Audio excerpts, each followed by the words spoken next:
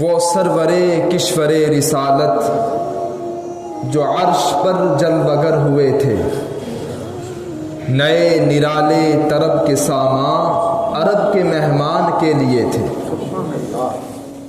حضرات گرامی، نبی علیہ الصلوۃ والسلام کے واقعہ معراج کے متعلق عرض کرنا ہے۔ رب ذوالجلال حق گوئی کی توفیق عطا فرمائے۔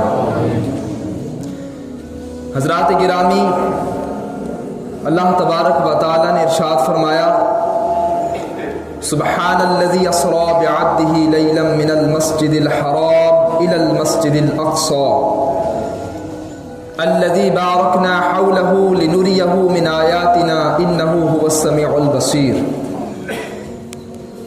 فرمایا پاک ہے وہ ذات جو لے گئی اپنے بندے کو راتوں رات مسجد حرام سے مسجد اقصی تک۔ وہ مسجد اقصی جس کے ارد گرد ہم نے برکتیں رکھی ہیں، مسجد حرام سے مسجد اقصی تک کا یہ جو سفر معراج ہے، اس کا ذکر قرآن پاک میں ہے۔ لہذا اگر کوئی اس معراج کا انکار کرتا ہے تو وہ کافر ہو جائے گا، اور مسجد اقصی سے پھر آسمانوں کا سفر، عرش اعظم، اور پھر رب تبارک و تعالیٰ کو دیکھنا، تو یہ سفر جو ہے اس کا ذکر احادیث میں ہے۔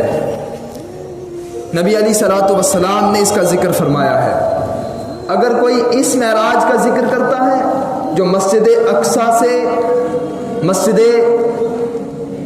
سے آسمانوں کا سفر ہے، عرش اعظم تک، اور پھر نبی پاک صلی اللہ علیہ وسلم کا رب ذوالجلال کا دیدار کرنا، یہ جو سفر ہے اس کا ذکر حدیث میں ہے۔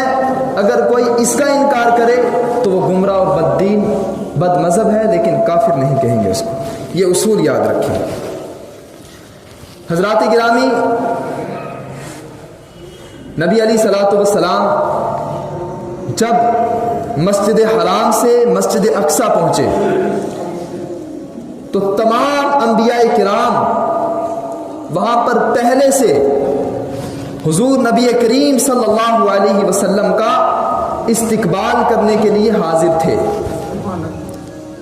سب نے حضور علیہ الصلوۃ والسلام کا استقبال کیا، حضور کو سلام کیا۔ نبی علیہ الصلوۃ والسلام نے سب کے سلام کا جواب دیا، اور مسجد اقصی میں سرور کونین صلی اللہ علیہ وسلم نے تمام انبیاء کرام کی امامت فرمائی، سب کو نماز پڑھائی۔ حضرات گرامی، میں آپ کی توجہ اپنی طرف مبذول کرانا چاہتا ہوں کہ انبیاء کرام تو اس دنیا سے چلے گئے تھے، وہ وہاں پر کیسے آ گئے؟ اس حدیث پاک سے معلوم یہ ہوتا ہے اللہ کے نیک بندے جو اس دنیا سے چلے جاتے ہیں وہ مر کر فنا نہیں ہوتے، بلکہ وہ باقی رہتے ہیں، اپنے اپنے مزارات میں زندہ ہوتے ہیں، اور رب ذوالجلال کی طرف سے انہیں یہ اختیار، یہ قوت ہوتی ہے کہ اللہ کے حکم سے جہاں چاہیں جب چاہیں جا سکتے ہیں۔ سب انبیاء کرام وہاں پر موجود تھے، نبی علیہ الصلوۃ والسلام نے سب کو نماز پڑھائی۔ اچھا، ایک بات اور، آیت کریمہ میں فرمایا مسجد اقصی کے حوالے سے الذی بارکنا حولہ، کہ وہ مسجد اقصی جس کے ارد گرد ہم نے برکتیں رکھی ہیں۔ آپ توجہ میری طرف رکھیں، برکت مسجد کے اندر ہوتی ہے یا مسجد کے باہر؟ مسجد کے اندر جو احاطہ مسجد ہے، مسجد کا جو احاطہ ہے، اس میں اللہ کی برکت ہے، کیونکہ وہ اللہ کا گھر ہے۔ اللہ کی خاص رحمت اور خاص برکتیں مسجد میں نازل ہوتی ہیں، مسجد میں ہوتی ہیں۔ لیکن اللہ فرما رہا ہے وہ مسجد اقصی جس کے ارد گرد برکتیں ہیں، اس کا کیا مطلب ہے؟ حضرات گرامی، اس کا مطلب یہ ہے کہ مسجد اقصی کے ارد گرد نبیوں کی قبریں ہیں، انبیاء کرام کے مزارات ہیں۔ انبیاء کرام کے مزارات ہونے کی وجہ سے رب ذوالجلال کی خاص برکتیں اور خاص رحمتیں اس زمین پر نازل ہوتی ہیں۔ وہ زمین بڑی خوشگوار ہے، مختلف میووں والی زمین ہے، مختلف پھل اگتے ہیں، آب و زر اور مختلف نہریں وہاں پر جاری ہیں۔ بڑا حسین منظر ہے اس زمین کا، اور وہ انبیاء کرام کی برکت کی وجہ سے ہے۔ کیا پتہ چلا کہ جہاں پر اللہ کے نیک بندے ہوتے ہیں وہاں پر اللہ کی رحمت نازل ہوتی ہے، وہاں پر اللہ کی برکت نازل ہوتی ہے۔ جہاں اللہ کے نیک بندے کی قبر ہوتی ہے وہاں پر اللہ کی رحمت نازل ہوتی ہے، اور جہاں پر اللہ کی رحمت نازل ہوتی ہے وہاں پر دعائیں قبول ہوتی ہیں۔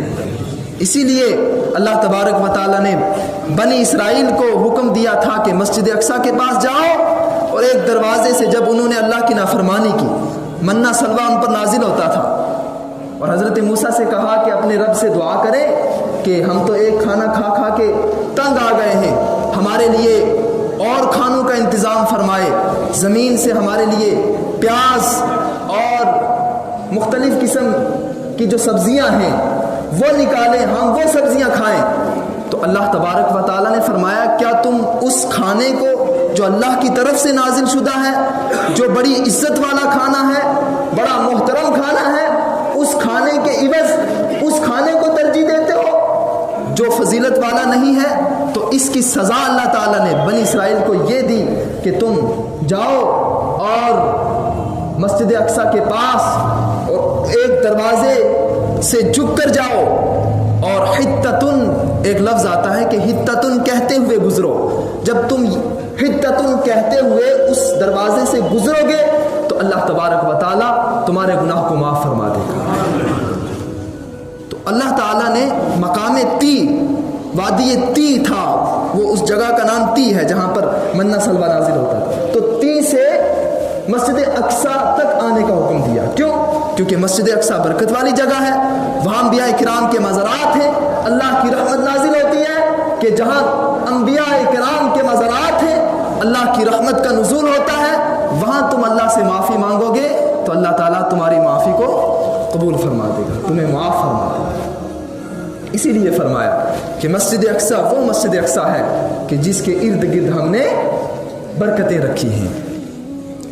نبی علیہ الصلوۃ والسلام نے مسجد اقصی میں تمام انبیاء کرام کو نماز پڑھائی، اور اس کے بعد پھر حضور صلی اللہ علیہ وسلم براق پر سوار ہوئے اور پہلے آسمان پر پہنچے۔ جب پہلے آسمان پر پہنچے تو حضرت آدم علیہ السلام سے ملاقات ہوئی۔ حضرت آدم علیہ السلام پہلے آسمان پر آقا کریم صلی اللہ علیہ وسلم کے استقبال کے لیے حاضر ہیں، اور فرشتے حاضر ہیں۔ دوسرے آسمان پر پہنچے، حضرت یحییٰ علیہ السلام وہاں پر حاضر ہیں۔ تیسرے آسمان پر پہنچے حضرت یوسف، چوتھے آسمان پر پہنچے حضرت ادریس، اور پانچویں آسمان پر پہنچے حضرت ہارون، چھٹے آسمان پر پہنچے حضرت موسیٰ، ساتویں آسمان پر پہنچے اور حضرت ابراہیم علیہ السلام نبی علیہ الصلوۃ والسلام کا استقبال کے لیے حاضر ہیں۔ اب یہاں پر آپ توجہ رکھیں کہ نبی علیہ الصلوۃ والسلام براق پر حاضر ہیں۔ براق جنتی سواری ہے، اور اس کی رفتار اتنی تیز ہے کہ جہاں تک اس کی نگاہ کام کرتی تھی وہاں تک کا سفر وہ ایک آن میں طے کرتا تھا۔ براق، حضور براق پر سوار ہیں، براق پر سوار ہو کر جب حضور پہلے آسمان پر پہنچے، اور حضرت آدم نے ابھی حضور کے پیچھے نماز پڑھی تھی مسجد اقصی میں، اور وہ پہلے نبی پاک صلی اللہ علیہ وسلم سے پہلے ہی پہلے آسمان پر موجود ہیں۔ توجہ ہے نا؟ تو اس سے کیا معلوم ہوا؟ اللہ کے نیک بندے جو ہوتے ہیں ان کو رب ذوالجلال کی طرف سے یہ طاقت مل جاتی ہے، یہ اختیار مل جاتا ہے کہ بعد موت وہ ایک آن میں، آن واحد میں جب چاہیں جہاں چاہیں کتنا ہی دور کا سفر طے کر سکتے ہیں۔ سمجھ آ رہی ہے نا؟ نبی علیہ الصلوۃ والسلام 7ویں آسمان پر جب پہنچے تو حضور صلی اللہ علیہ وسلم نے وہاں پر حوض کوثر کو ملاحظہ فرمایا۔ حوض کوثر یہ جنت کی نہر ہے جو شہد سے زیادہ میٹھی ہے اور دودھ سے زیادہ سفید ہے۔ نبی پاک صلی اللہ علیہ وسلم نے حوض کوثر کو دیکھا اور حضور علیہ الصلوۃ والسلام کو حوض کوثر عطا فرمایا گیا ہے۔ انا اعطیناک الکوثر، اے محبوب ہم نے آپ کو کوثر عطا فرما دیا۔ نبی علیہ الصلوۃ والسلام یوم آخرت اپنی امت کو حوض کوثر پلائیں گے۔ سبحان اللہ۔ اللہ تعالی ہمارا بھی انہی لوگوں میں جو ہے داخلہ فرما دے جو نبی پاک صلی اللہ علیہ وسلم کے مقدس ہاتھوں سے حوض کوثر جو ہے نوش فرمائیں گے۔ نبی علیہ الصلوۃ والسلام 7ویں آسمان سے اوپر کی طرف بڑھنا شروع کرتے ہیں اور سدرۃ المنتہا پہنچتے ہیں۔ سدرۃ المنتہا کیا ہے؟ یہ ایک بیری کا درخت ہے، جیسا کہ حدیث پاک میں مذکور ہے۔ حضور فرماتے ہیں بیری کا درخت اور اس کے پھل مقام حجر کے مٹکے کی طرح ہیں اور اس کے پتے ہاتھی کے کانوں کی طرح ہیں۔ سمجھ رہے نا؟ سدرۃ المنتہا، اس کے پھل مقام حجر کے مٹکے کی طرح ہیں اور اس کے پتے ہاتھی کے کانوں کی طرح ہیں۔ نبی علیہ الصلوۃ والسلام فرماتے ہیں اتنے بڑے بڑے پتے ہیں کہ اللہ تبارک و تعالیٰ کی تمام مخلوقات ایک پتے کے سائے میں آ جائے، اتنا بڑا ہے۔ نبی علیہ الصلوۃ والسلام سدرۃ المنتہا پہنچے، اور منتہا اس کو کیوں کہتے ہیں؟ جو فرشتے دنیا سے اعمال لے کر جاتے ہیں وہ سدرۃ المنتہا تک پہنچتے، وہاں سے اوپر نہیں جاتے، وہی ان کی حد ہے۔ اور اللہ تبارک و تعالیٰ کی طرف سے جو احکامات نازل ہوتے ہیں وہ سب سے پہلے ان کا نزول سدرۃ المنتہا پر ہوتا ہے، پھر وہاں سے وہ احکام عالم دنیا میں لائے جاتے ہیں، تو اس لیے اسے سدرۃ المنتہا کہا جاتا ہے۔ نبی علیہ الصلوۃ والسلام سدرۃ المنتہا تک براق پر تشریف لے کر گئے، اور سدرۃ المنتہا سے جب آگے بڑھے تو جبریل علیہ السلام نے معذرت کی، یا رسول اللہ اب یہاں سے آگے جانے کی میرے اندر سکت نہیں ہے، میرے اندر طاقت نہیں ہے، یا رسول اللہ اگر ایک بال کے برابر بھی یہاں سے آگے تجاوز کروں گا اللہ کی تجلیات سے جل کر راکھ ہو جاؤں گا۔ اللہ اکبر۔ وہاں پر نبی پاک صلی اللہ علیہ وسلم کہ رفیق حضرت جبریل علیہ السلام کی انتہا ہو جاتی ہے، اور حقیقت میں وہاں سے ہمارے آقا صلی اللہ علیہ وسلم کے سفر کی ابتدا ہوتی ہے۔ اللہ اکبر، شان دیکھیں۔ آج لوگ کہتے ہیں حضور نور نہیں ہے، حضور نور نہیں ہے۔ میں کہتا ہوں نوری مخلوق کے سردار حضرت جبریل ان کی جہاں انتہا ہو جاتی ہے اور وہاں سے میرے آقا صلی اللہ علیہ وسلم کے سفر کی ابتدا ہوتی ہے۔ اور اگر حضور نور نہیں ہے تو بتاؤ رب ذوالجلال کا دیدار حضور علیہ السلام نے کیسے کر لیا؟ نبی پاک صلی اللہ علیہ وسلم پھر سدرہ سے آگے تشریف لے گئے اور عرش اعظم پر پہنچے۔ عرش اعظم روایت میں آتا ہے کہ سدرہ تک براق حضور علیہ السلام کے ساتھ تھا، اور سدرہ پر براق بھی رک گیا، اور وہاں سے حضور نبی پاک صلی اللہ علیہ وسلم کی خدمت میں رفرف پیش کیا گیا۔ رفرف یہ ایک سبز رنگ کا بچھونا تھا جو اتنا منور تھا کہ اس کی نورانیت سورج کے نور پر بھی غالب تھی۔ اس رفرف پر حضور علیہ السلام تشریف فرما ہوئے اور پھر عرش اعظم پر پہنچے۔